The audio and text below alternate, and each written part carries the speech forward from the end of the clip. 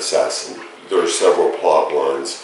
One is his education, his development as a young man. The other, there's a romance and how he infiltrates Trotsky's circle.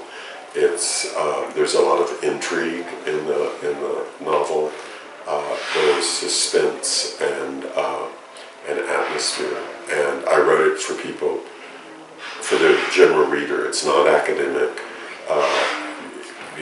A reader who doesn't know anything about Trotsky or that period of time can get into the novel very quickly. And by the end of the novel, without ever knowing without ever suffering being lectured at, you know a lot about those people in that time.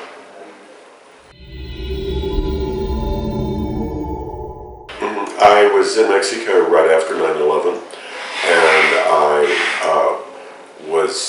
at that time was very aware of the propaganda that the Bush administration was fabricating to justify the war in Iraq. And I had a little bit of free time, and I went to the Trotsky Museum, and I began thinking about propaganda and how much Stalin used propaganda as a weapon.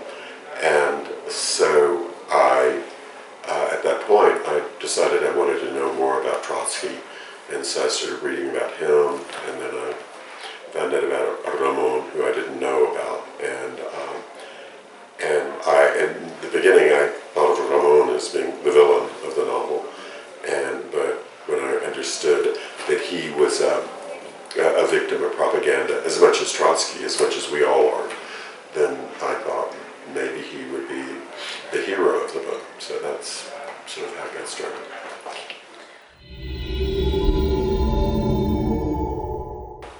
I think the story is relevant.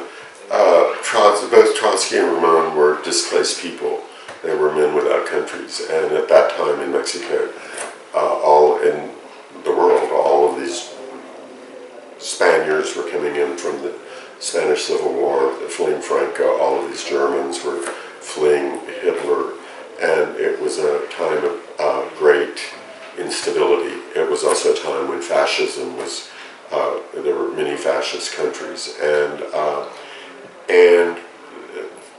the period we're in today is much the same. There are many displaced people in the world.